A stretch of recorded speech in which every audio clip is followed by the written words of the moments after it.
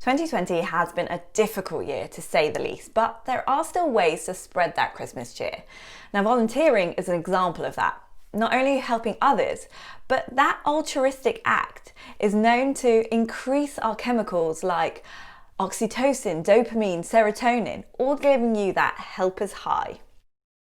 December is thought of as a bit of an overindulgent month, but you'll be pleased to know that there are some foods that are considered mood boosting. There was evidence to show that in countries that ate higher amounts of fish, depression rates were lower. Now, further research considered that it's likely to be the omega-3 in fish that gives this potential mood boosting element. Omega-3 is required for all of the cell membranes in our body and also needed for energy storage. Now, there are three different types of omega-3. There's ALA, EPA and DHA. ALA is what we call an essential amino acid, which means we can only get it from our diet, whereas DHA and EPA can be made in limited amounts from the ALA. But again, only limited, so really it should be attained largely through our diet. ALA can be got from things like seeds, nuts, avocado, olive oil, and then the DHA and EPA can be attained through things like fish oils. The oilier the fish, the better. So think salmon, herring, mackerel. So maybe it's time to switch your pig in blankets to a salmon bellini. I mentioned nuts as having omega-3, but nuts also have selenium.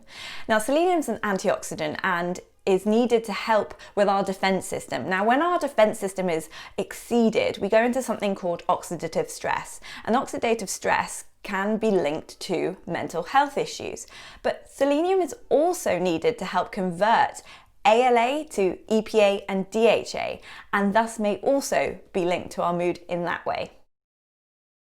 Other things that can affect your omega-3 levels are zinc and folic acid. It was found that lower levels of zinc were found in patients with depression, and that supplementation of zinc can reduce that risk of depression. Zinc can be found in vegetables like legumes, chickpeas, lentils, but can also be found in higher amounts in shellfish and in red meat. Now, similarly to zinc, folic acid was also found to be low in those with depression, and again, supplementing can reduce that risk. Folic acid again can be found in plenty of foods and fruits, vegetables and meats. Another good mood food that's very seasonal at the moment is turkey, and that's because of its tryptophan content. Tryptophan is an essential amino acid that eventually converts into serotonin, which is our happiness hormone, and an imbalance of which is thought to create certain mental health conditions like depression and anxiety. The journey of tryptophan from our stomach up to our brain can be impeded by other competing amino acids, and so it's best to eat your tryptophan containing foods with carbohydrates rather than other competing proteins. So think potato roasties with your turkey rather than a chicken.